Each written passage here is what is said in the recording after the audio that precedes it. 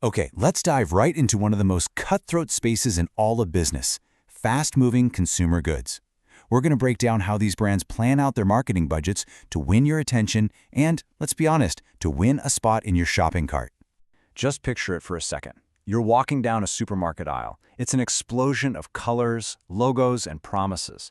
This isn't just a grocery store. It's a battleground, a silent, colorful war where hundreds of brands are fighting for just a split second of your attention. So the number one challenge for any brand in this arena is, just to get noticed. When you're surrounded by a sea of nearly identical products, how does one brand actually catch your eye when you're just trying to get your shopping done and get out? Yeah, that really is the million-dollar question, isn't it? With so many choices, all pretty similar, how does a brand actually make a lasting impression? An impression that actually influences what you grab off the shelf? Well, the answer isn't really about the product itself. It's about what's already in your head.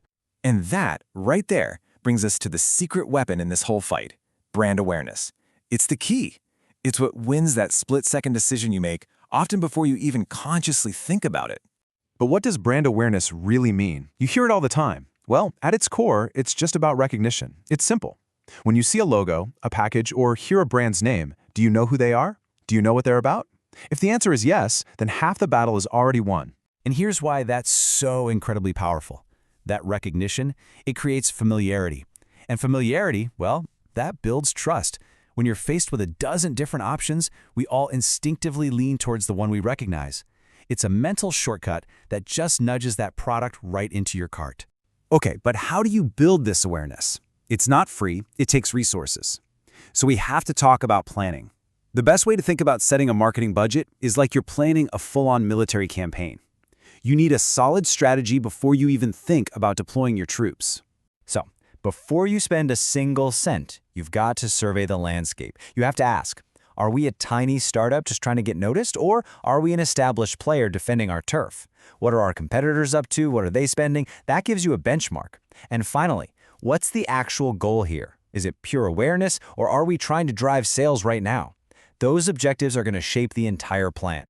Now, when it comes to the actual budgeting, there are two main ways to go. On the one hand, you have the simple route. Just dedicate a set percentage of your sales to marketing. Easy.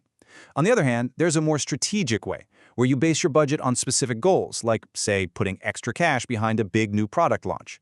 The real key, though, is to stay flexible, because this battlefield is always changing. All right, with a plan in place, it is time to choose your weapons. Let's take a look at the marketing arsenal you can deploy to build that all-important brand awareness. First up, the heavy artillery, traditional media. Look, TV is still a total powerhouse for reaching millions of people with really memorable ads. I mean, think about those jingles you just can't get out of your head, right? Radio is awesome for catching people on their daily commute, and print can be super effective for hitting very specific niche audiences. Then, of course, we have the modern digital side of the arsenal. This is where you get to engage directly with your customers. Social media lets you have actual two-way conversations. Influencer marketing uses trusted voices to introduce your brand in a really authentic way. And content marketing, things like blogs or videos, builds incredible trust by giving people real value.